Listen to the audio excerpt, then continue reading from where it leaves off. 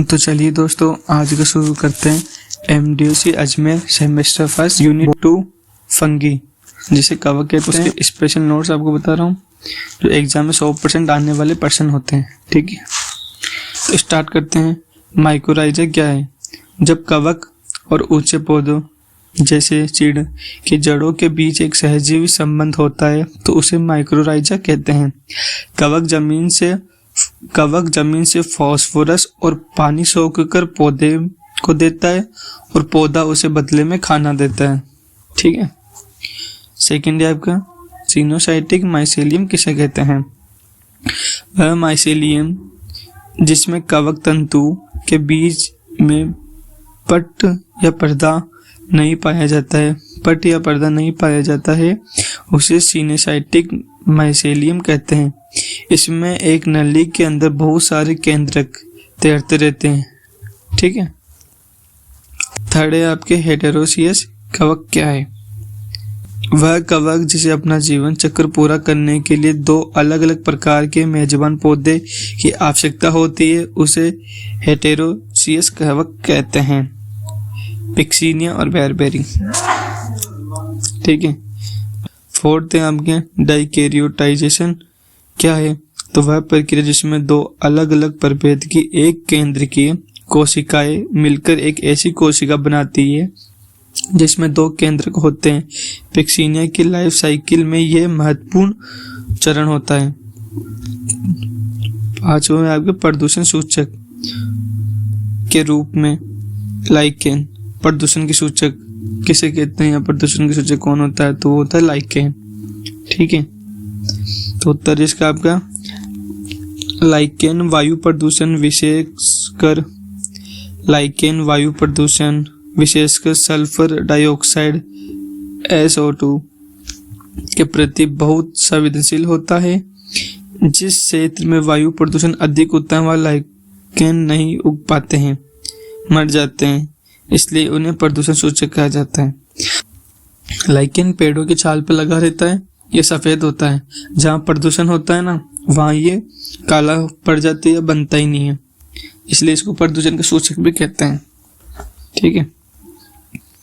6 आपकी कवक के कोशिका भित्ति सेल वेल किससे बनी होती है? ठीक है। तो उत्तर है आपके कवकों की कोशिका भित्ति मुख्य रूप से काइटिन नामक पदार्थ से बनी होती है। ठीक है।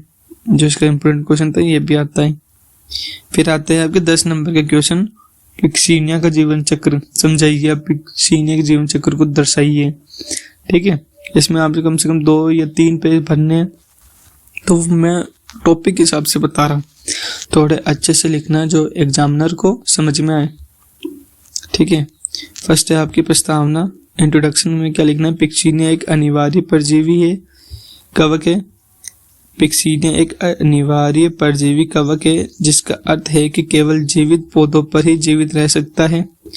सेकंड बिंदु, यह गेहूं में काला कीट ब्लैक रट्स नामक भयानक रोग पैदा करता है जिससे पूरी फसल नष्ट हो सकती है।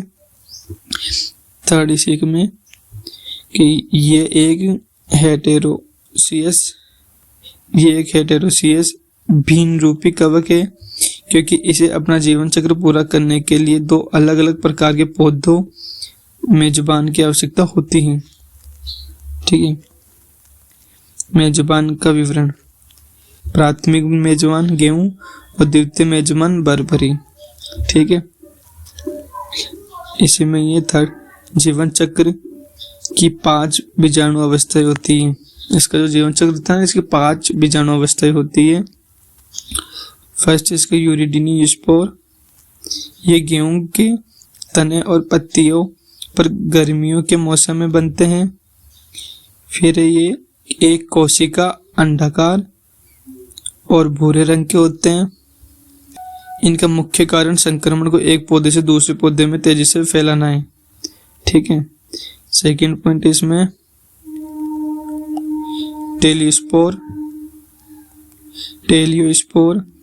ठीक है। सेकेंड आपका टेलियोस्पोर जिसमें गेहूं की फसल पकने लगती है तब यूरिडीनिया के स्थान पर टेलिया बनते हैं। ये 2 कोशिकाएं और गहरे काले रंग की होती है। इन्हीं के कारण तने पर काली धारियां दिखाई देती है, इसलिए इसे ब्लैक रट्स कहते हैं। ठीक है, टेलियोस्पोर के कारण ही धारियां ब्लैक कलर में दिखाई देती है। ठीक है, इसलिए इसी को ब्लैक रट्स कहते हैं। फिर आते हैं आपका थर्ड, बेसिडियोस्पोर। बेसिडियोस्पोर थर्ड आता है आपका बेसिडियोस्पोर। टेलियोस्पोर मिट्टी में गिर जाते हैं और अंकुरण करके बेसिडियोस्पोर बनाते हैं। ये बहुत हल्के होते हैं और हवा द्वारा उड़कर बरबरी के पौधे तक पहुंचते हैं। ठीक है, अब फिर आता है आपको फोर्थ इसमें पिक्निडियोस्पोर। फोर्थ आता है आपका पिक्निडियोस्पोर। ये बरबरी की पत्तियों की ऊपरी सतह पर बनते हैं। ये फ्लास्क जैसी रचना में बनते हैं जिन्हें पिक्निडियम कहते हैं। ये यौन प्रजनन सेक्सुअल रिप्रोडक्शन में मुख्य भूमिका निभाते हैं। 5 आता है एक्सियोस्पोर। ये बरबरी की पत्ती की निचली सतह पर कप जैसी रचनाएं जैसे में बनते हैं। कप जैसी रचनाओं में बनते हैं। ये हवा के साथ उड़कर वापस गेहूं के स्वस्थ पौधे पर पहुंचते हैं और फिर संक्रमण शुरू करते हैं। ठीक है, फिर आता है इसी में फिर फोर्थ पर पॉइंट पर आपको लिखूंगा जीवन चक्र का रेखा चित्र। आपको यहाँ पर चित्र बनाना होगा। चित्र के लिए आप पूरा एक पेज ले लो, उसमें चित्र बनाना है पूरी तरीके से। ठीक है, यह एक पूरा पेज छोड़कर पिक्सीनिया का पूरा जीवन चक्र पेंसिल से बनाना है। एक तरफ वीट्स और दूसरी तरफ बरबरी दिखाएं, यानी उसमें दोनों तरफ बरबरी और वीट्स दोनों का दिखाना है। चित्र पूरा एक पेज पे चित्र आ जाएगा, 2 पेज पे आप लिख लोगे तो उससे एग्जामिनर को पूरे नंबर मिलने की दे देगा, तो उससे एग्जामिनर आपको नंबर दे देगा।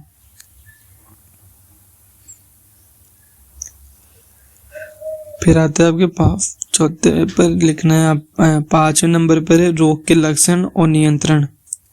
ठीक है, तो ये एक्स्ट्रा भाग लिखने से पेज बढ़ेंगे। अगर आपकी इच्छा हो तो लिख लेना, वरना सीधा लिख लेना रोग लक्षण। ये लक्षण पत्तियों और तनों पर भूरे रंग के भूरे और काले रंग के फफोले पड़ना। नियंत्रण के लिए पड़ना। ठीक है, नियंत्रण के लिए खेतों के पास में बरबरी की झाड़ियों को उखाड़ देना और प्रतिरोधी गेहूं की किस्मों का उपयोग करना। ठीक है, फिर आता है आपके 5वें नंबर का सवाल, जो 5 नंबर का आता है लाइकेन की संरचना और आर्थिक महत्व को समझाइए। ठीक है, तो प्रस्तावना वो आपको इंट्रोडक्शन लिखना है। लाइकेन शब्द का सबसे पहले प्रयोग ग्रीक दार्शनिक थियोफ्रेस्टस ने किया था। ग्रीक दार्शनिक थियोफ्रेस्टस ने किया था। ये कोई एक अकेला पौधा नहीं है, बल्कि एक शैवाल, एल्गी और कवक फंगी के बीच एक स्थायी सहजीवी संबंध का सबसे उत्तम उदाहरण है। इसमें दोनों जीव इस प्रकार घुटते रहते हैं कि बाहर से देखने पर ये एक ही जीव प्रतीत होता है। ठीक है, मुख्य घटक कौन से इसमें? मुख्य घटक को आप हेडिंग बनाकर लिखना। ठीक है, सेवालास्य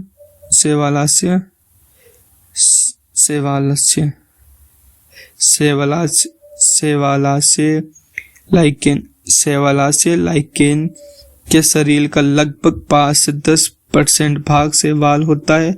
ये प्रकाश संश्लेषण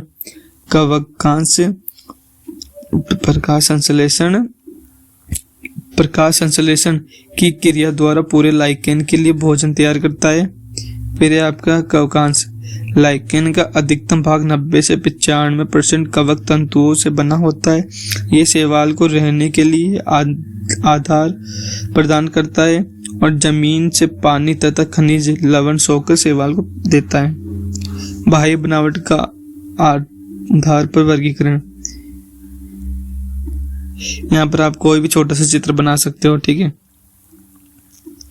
तो इसे में जो पॉइंट है नहीं लिखना है। क्रस्टोज।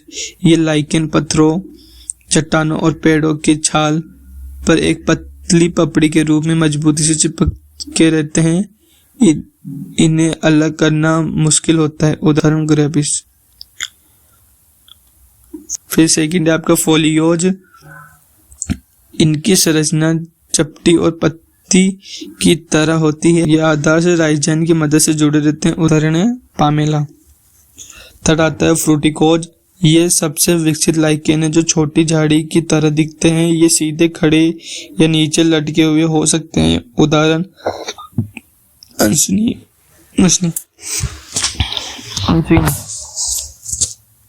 ठीक है।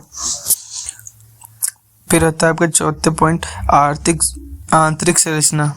यहाँ एक्स्ट्रा पॉइंट डालो। लाइकेन की आंतरिक संरचना में 4 परतें होती हैं। ठीक है। ऊपरी कॉर्टेक्स, शैवाल परत, मेंडुला और निचली कॉर्टेक्स। ठीक है। 5वें पॉइंट पे लिखना आर्थिक महत्व। अभी ये जो है ना, इनको पॉइंट में लिखना। कैसे? प्रदूषण की सूचक।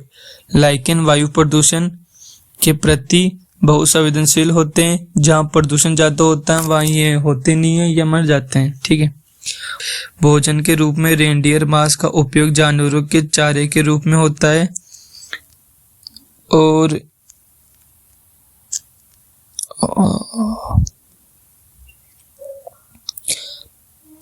और भारत में परमेलिया का उपयोग मसालों में होता है।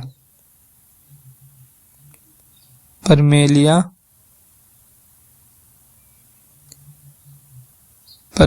का उपयोग मसालों में होता है। दवाइयों में इनसे कई एंटीबायोटिक जैसे एसिनिक एसिड प्राप्त किया जाता है। Litmus paper. प्रयोगशाला में उपयोग होने वाला लिटमस पेपर रोसेला नामक लाइकेन से प्राप्त होता है। ठीक है।